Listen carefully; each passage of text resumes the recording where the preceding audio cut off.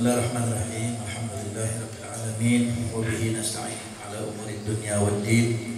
Shalatu wassalamu ala asyrafil anbiya wal mursalin sayyidina Muhammad wa ala alihi wa sahbihi ajma'in. Subhanaka la ilma lana illa ma 'allamtana innaka antal alimul hakim. Rabbi shrah li sadri wa yassir li amri wahlul 'uqdatam min lisani yafqahu qawli. Amin Allahumma amin.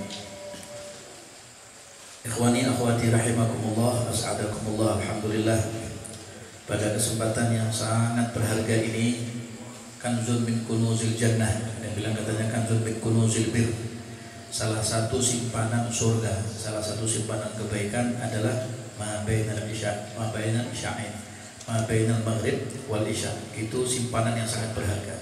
Ihya ma bainal isya'in, menghidupkan antara maghrib dan isya.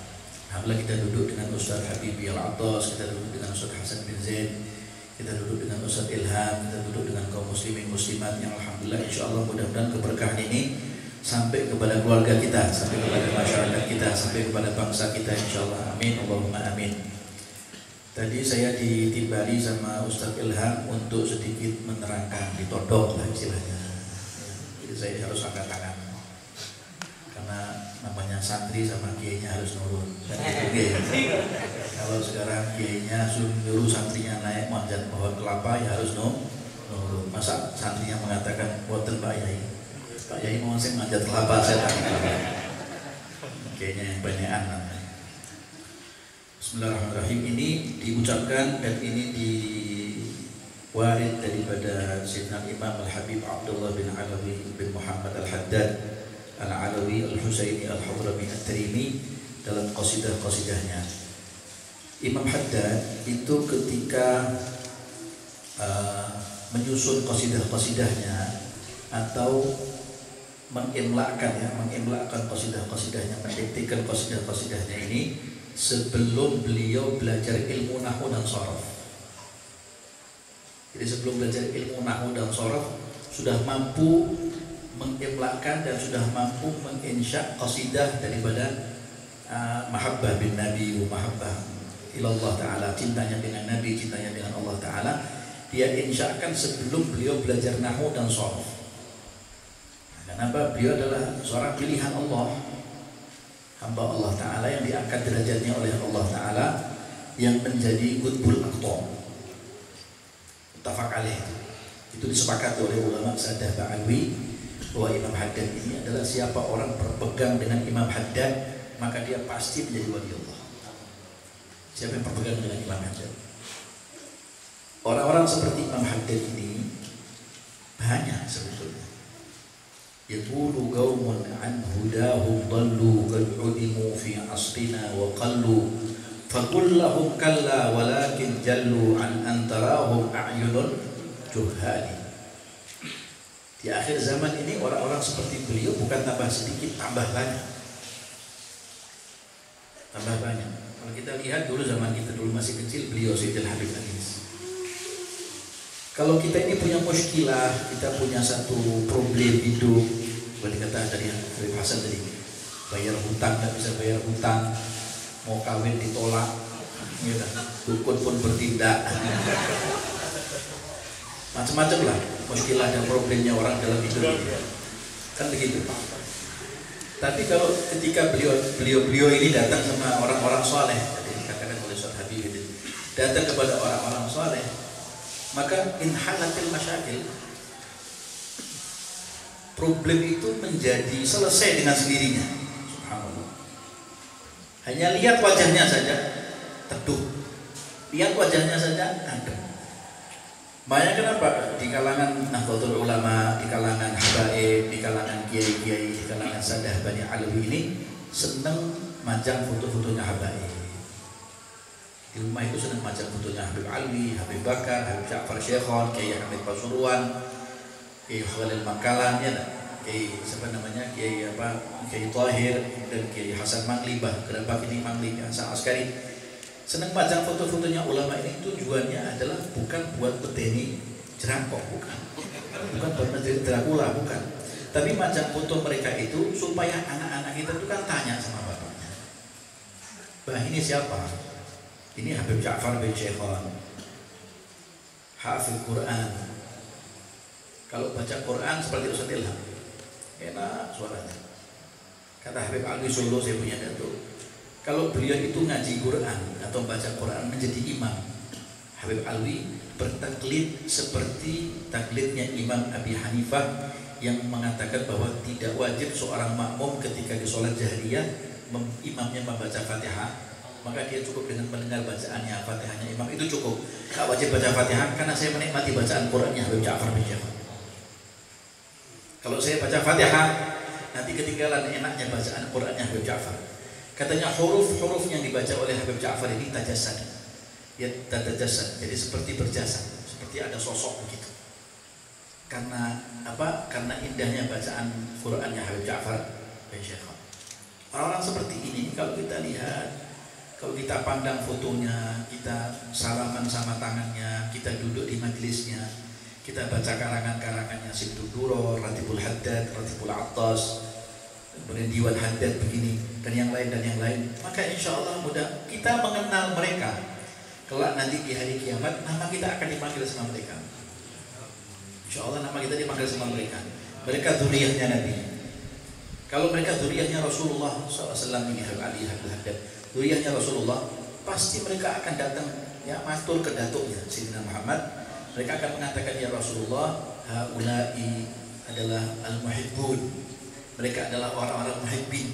Mereka adalah pecinta-pecinta sejatimu ya Rasulullah. Kalau nanti yang berkiamat panggil namanya mereka di satu persatu. Kata Imam Haddad, kalau engkau membaca Ratib Haddad di dalam kitab Syarah Ratibul Haddad, kalau kau baca Ratibul Haddad, maka setiap nama orang yang baca Ratibul Haddad itu ditulis namanya sama Imam Haddad dan nanti dipanggil namanya satu persatu. Alwi bin Ali, Fulan bin Fulan, Fulan bin Fulan, Fulan bin Fulan. Kalau dia berkiamat nanti insya Allah nama kita dipanggil di ghairi hisab. Dukhulul jannah bi ghairi hisab, bin ghairi sabi adab wala itab. Kan gitu. Kita mintanya sama Allah Taala begitu. Kalau di dalam doa waktu surat Al-Ghasyiyah itu kan inna ilaina iyabahum thumma inna alaina hisabahum. Allahumma hasibna hisaban yasira. Lalu doa Allahumma adkhilna al-jannah bi ghairi hisab min ghairi sabi adab wala itab.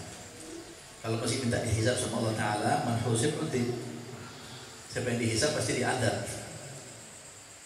Berat hisab itu, tidak gampang ya, tidak semua orang bisa dihisab dan tidak semua orang kuat untuk bisa dihisab. Baik, Imam Al-Habib Abdullah bin Alawi Al-Haddad, saya ingat betul kata saya punya datuk Al-Habib Syekh bin Abu Bakar Segaf, saya punya guru beliau. Itu kalau sudah yang namanya baca bukunya Imam Haddad begini, gak boleh gak pakai kopiah. Ya, gak boleh gak punya wudu, gak boleh gak madep hatinya, betul-betul harus madep hatinya.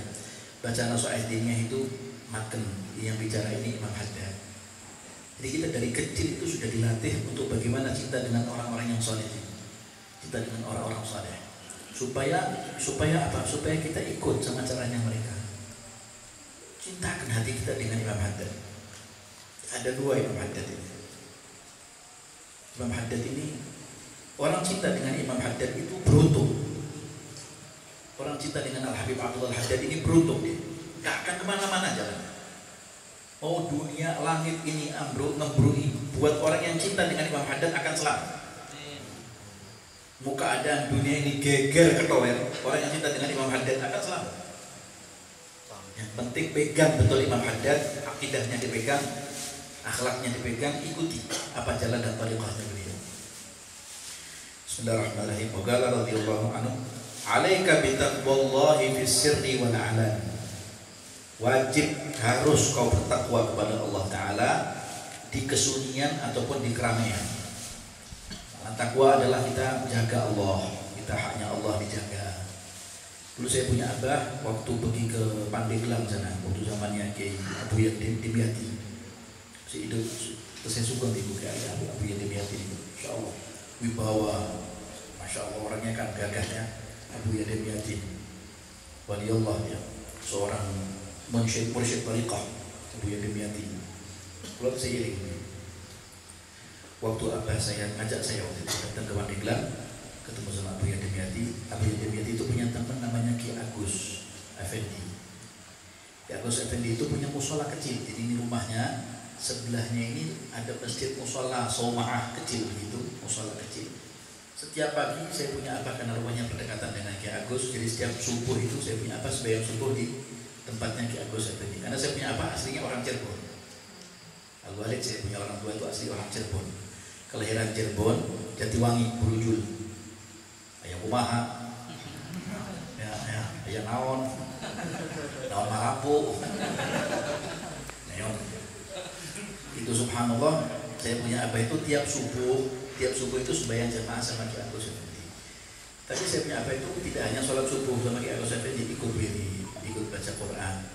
Lah anehnya Ki Agus Effendi itu kalau ngaji Quran itu ambil Quran saku di kantongnya, itu diambil tanpa kacamata. Jadi buka kacamata, ngambil Quran sakunya, dia baca Quran. Dapat kira-kira setengah juz atau seperempat juz gitu, masuk lagi ke sakunya, dia pulang, dia nonton saya punya apa, dia pulang, dia saku halamannya luas, orang rumah kan halaman rumahnya luas. 1 hari, 2 hari, 3 hari saya punya apa ini penasaran, Ki Agus ini kok ya dibilang muda nggak muda, dibilang tua ya belum kelihatan tua, kok masih kenceng semua, giginya masih utuh, baca Quran saku nggak pakai kacamata. Subhanallah, ngomong tanya saya punya, Assalamualaikum Gus, Waalaikumsalam. Ya Ali ya, gimana ya? Tanya ramah tamah gitu. Hingga singkat cerita saya punya apa? Bilang sama Ki Agus, tiap hari saya sholat subuh di sini, saya ngaji wirid di sini, saya lihat Ki Agus baca Quran dengan Quran saku, dengan Quran kantong, tanpa kacamata, tanpa alat pendengaran telinga, ingatan masih kuat, gigi makan, masya Allah, nyapu halaman rumahnya masih tegap pakai sapu lidi. Masya Allah kuat seperti anak muda. Suruh kawin lagi masih kuat. Akhirnya saya punya abah ini tanya, Ki Agus ini ngapunten, saya minta maaf. Katanya, boleh saya tanya umurnya berapa? Katanya Ki Agus saya berdiri, menurut Ki Ali umur saya berapa? Ya kinten Ki Agus 65 liru, 70 ya Agus liru, ya mungkin 75 liru, di atas 100 umur saya. Di atas 100, umur saya 110 tahun. Saya masih menangi bulan, saya masih menangi Pak Karno main kelereng, saya masih menangi Jenderal Bulan, saya masih menangi pahlawan Bulan, saya masih menangi. Dia ceritakan semua kronologi apa zaman kelas Belanda, tahun kelas pertama, kelas kedua, dia ceritakan semuanya. Umur saya sekian. Saya punya apa ya? Setengah percaya. Tapi ini orang tua. Kata saya, kalau boleh, ya aku saya minta buktinya. Ya Ali, saya punya anak 5, laki semuanya. Abdul Hadim, Abdul Syakur, Abdul Rahim, Abdullah, dan yang paling kecil perempuan namanya Zina. 4 laki, 1 perempuan. Lagi aku tinggal sama siapa? Alhamdulillah, saya tinggal sama Allah Ta'ala. Di gubuk saya kecil ini, sama cucu saya yang di atas. Lah anak-anaknya kayak Gus, semuanya sudah ada di pangkuan Allah Ta'ala. Semuanya meninggal dunia. Saya punya anak semuanya sudah almarhum. 5-5-nya meninggal semuanya. Laki aku sebelum tinggal sama siapa? Saya tinggal sama cucu saya namanya Kiai Abdurrahman, Kiai Haji Abdurrahman bin Abdul Halim bin Kiai Agus Effendi. Anak yang pertama dipanggilnya. Coba katanya apa? Saya mau tahu cucunya seperti apa. Kakeknya kayak ini kuat, apalagi cucunya. Dipanggil sama Kiai Agus Effendi. Abdurrahman turun ini Abdurrahman pakai tunggal. Giginya ompong. Giginya ompong cuma deret-deret. Ki Agus Effendi naik tangga rumahnya ini, anak tangga dituntun sama kakeknya ini, pelan-pelan dengan tidur. Saya punya apa? Copot kacamata. Nggak keliru saya. Ini yang kakek yang mana yang lucu yang mana? Luar biasa ya. Sampai di bawah ditanya sama saya punya apa? Betul Ki Abdurrahman. Saya cucunya Ki Agus Effendi. Lah kok beda? Ini bukan jaminan kalau kawin 2 terus jadi muda, bukan. Walaupun Masya Allah Ki Agus. Akhirnya katanya apa? Ki Agus saya minta resepnya. Resepnya apa? Ini kan boleh dikata kalau begini-gini saya minta tanda tanyanya luar biasa gede besar-besar. Ki Agus saya minta resepnya. Apa resepnya? Resepnya saya menjaga Allah. Ihfadillah yahfadka. Ihfadillah tajid tujahak. Ihfadillah tajidhu tujahak. Jagalah Allah, kau akan dijaga oleh Allah. Artinya jaga haknya Allah. Takwa sama Allah. Di mana kau berada, takwa sama Allah.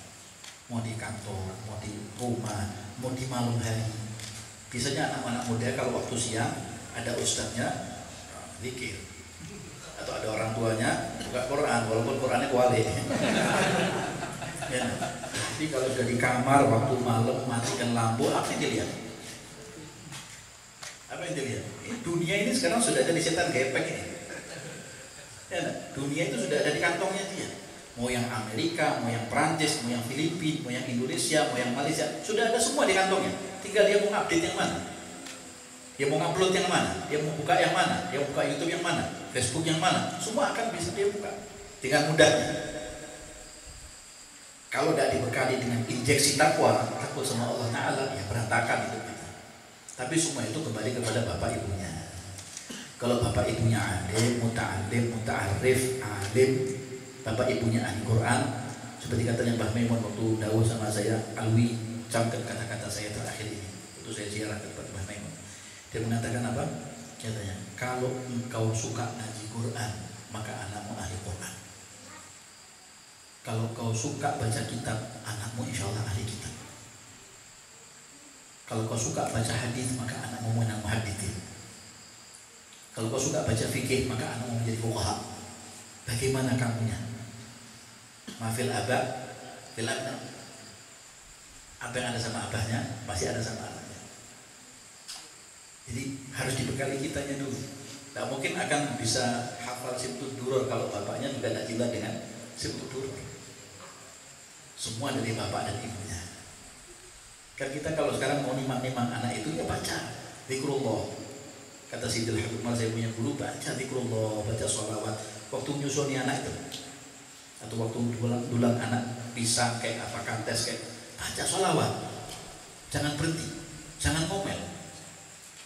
Jangan lagi anak kecil, orang tua kalau bikin makanan atau masakan sama ngomel. Kayak iki minta yang lain, terus repot dunia. Ini kemudian bisa mengaruhi apa yang ada di dalam makanan tadi. Begitu disuguhkan sama suaminya atau sama keluarganya sama suaminya juga ngomel. Rasin, enak.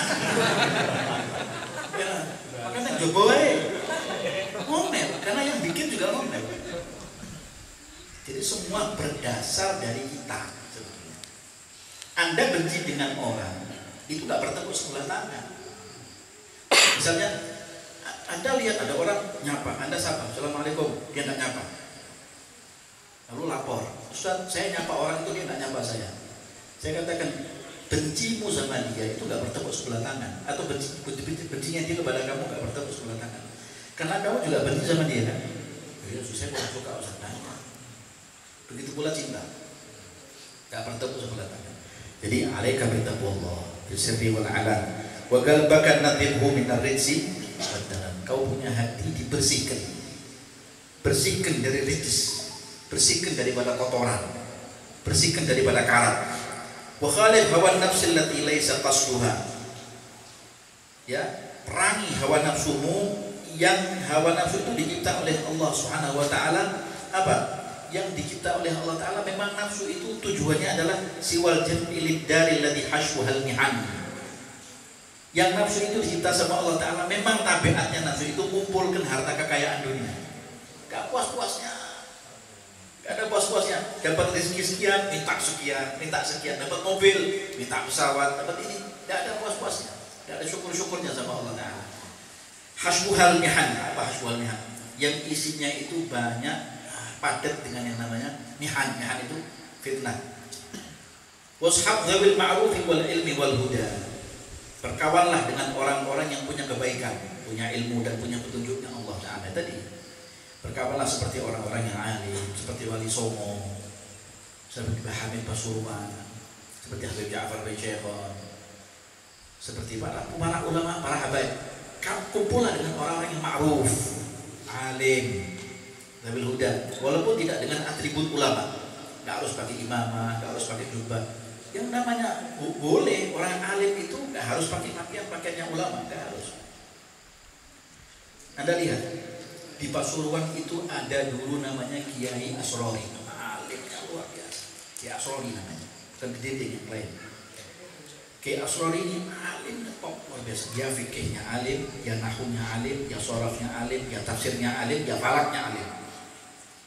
Kemana-mana naik pit kejut, pit ondel, naik sepeda ondel. Kemana-mana naik sepeda ondel, keliling naik sepeda ondel.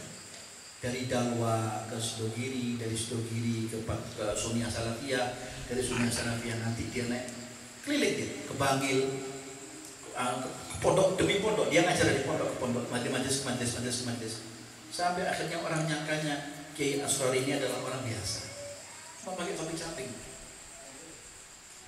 Tapi mau ditanya kita apa, semuanya hafal di benaknya. Ya, nah. Waktu kemudian dia meninggal dunia, baru orang itu tersadar. Orang itu sadarnya setelah dia meninggal dunia. Kalau masih hidup di dunia begini, kadang-kadang tidak dilihat. Waktu dia sudah meninggal, baru semua orang sadar.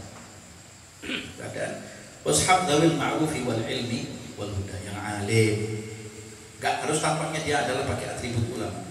Wajanib wala tashabhu ida man ihtadan. Lalu kemudian dan jauhilah, dan jangan sampai kau kemudian bersahabat dengan orang-orang yang kemudian datangkan fitnah. Ya. Kalau kau bersahabat dengan orang-orang alim, kau bersahabat dengan orang-orang yang soleh, maka apa yang menjadi fitnah di muka bumi ini kan darul fitnah. Jadi kayak tadi ceritakan sama Habib Hasan tadi, ada orang punya hutang datang sama orang soleh, Habib Husain dapat kebaikan. Itu sama ceritanya seperti waktu sama Habib Soleh Tanggul itu. Habib Soleh Tanggul ini Habib Soleh bin Muhsin Al-Hanif. Waktu Habib Soleh ini didatangi satu orang mengatakan, Habib Soleh, saya ini punya utang banyak. Utang saya ini 10 juta dulu ya, 10 juta rupiah. Utang saya banyak, Habib Soleh. Tolong saya kasih bantuan. Kalau seorang wali bantu saya. Kata Habib Soleh, ya Allah, saya tidak punya uang. Ya kalau mau jualan tikar saya ini, apa tikarmu dia tidak lebih bagus daripada tikar saya punya di rumah. Saya bisa jual tikar saya lebih baik daripada tikarmu. Tidak butuh. Saya butuh uang. Kata Habib Soleh, tunggu sebentar, nanti sebentar lagi ada orang datang. Subhanallah, ada satu orang tidak lama cerita-cerita sama Habib Soleh begini, kita ketemu orang dari Singapura bawa tas koper gitu. Assalamualaikum, waalaikumsalam. Buka tas koper. Habib Soleh, saya datang untuk ucapkan terima kasih. Karena alhamdulillah sudah 13 tahun saya tidak punya anak. Habib Soleh doakan lewat surat. Habib Soleh doakan saya punya istri sekarang hamil. Wah, anaknya kembar sekarang Habib. Kata dokter anaknya kembar. Insya Allah ini akan terlahir dalam keadaan yang normal. Insya Allah doakan Habib Soleh. Alhamdulillah. Sebagai balasan terima kasih, ini ada uang 1 koper Habib buat antum. Buat anak ini. Ya. Anak ambil ya. Alhamdulillah. Sekarang mau saya berikan sama orang ini buat modalnya. Jangan. Ini anak berikan buat antum. Ya, ini buat punyanya saya. Kalau memang ini isinya uang, dibuka. Isinya duit uang. 100 dulu, uang 100 rupiah yang masih apa? Masih kres, merah. Kasihkan orang ini karena orang ini butuh modal buat dia kerja.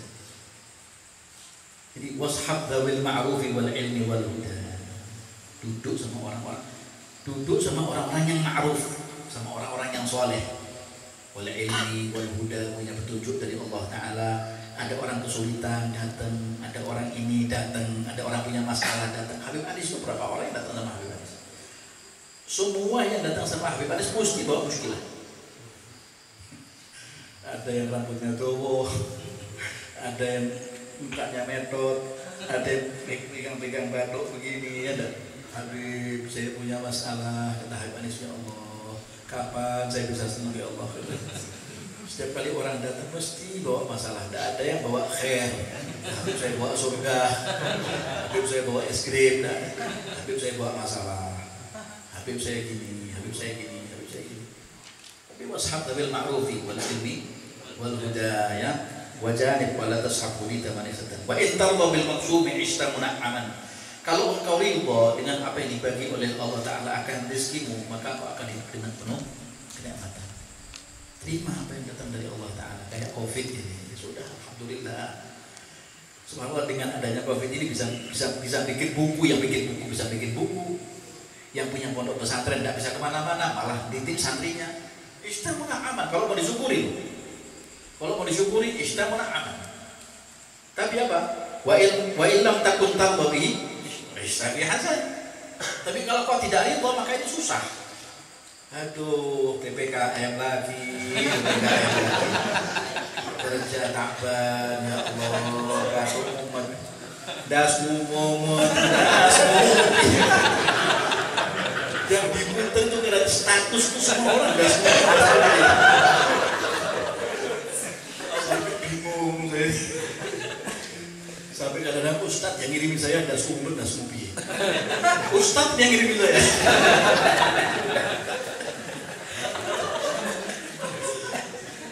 Tapi saya jawab dasmu hilang.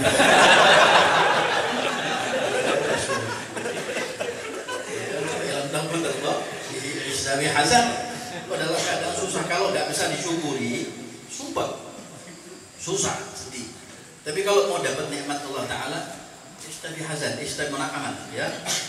Wasalli bi qalbin hadirin ghairi ghafilin wala talhu an dzikril makabiri wal kafan. Jangan lalai.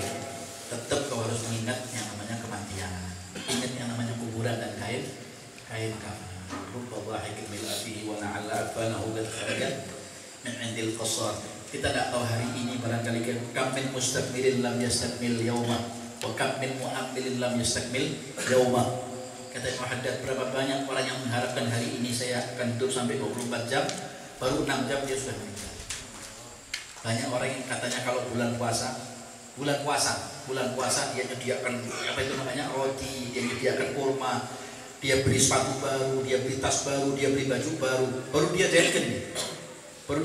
Jadi di Solo. Dia bilang keluar dari tempat saya, tukang jahit. Alhamdulillah Ustaz Alwi, saya jahitkan baju bagus, kayak yang namanya kerahnya ini bagus, ini lengan jas Habib Alwi, harganya mahal, ada 400.000 rupiah, mahal Habib Alwi, tapi itu bagus, Masya Allah. Saya bilang orang ini sembahyang tarawih enggak, ya enggak, sembahyang witir enggak, wallah alam puasanya barangkali Senin dan Kamis, padahal puasa Ramadan ini, Senin Kamis, ya Allah. Saya bilang, tapi ya insya Allah mudah-mudahan dia baik. Barangkali mungkin kita tidak tahu apa di belakang dia ini. Ya, subhanallah, belum dia nyetar sepeda motornya keluar daripada tukang jahit, sampai di tengah jalan dia kecelakaan, meninggal. Ana bilang dalam hadis sadaqal Imam Al-Haddad, kam min mustakmilin lam yastakmil yauma. Dia menyediakan baju buat hari raya Idul Fitri, tanggal 15 Ramadan dia meninggal. Untung dia meninggal dalam keadaan muslim pada bulan Ramadan. Tapi yang kita kehendaki adalah apa?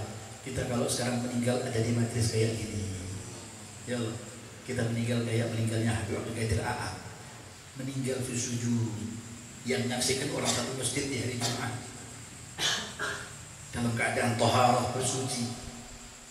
Nikmat meninggal kayak gitu, di balik jenazahnya senyum Habib Qadir. Ya Allah, sudah ada di surganya Allah Ta'ala dia.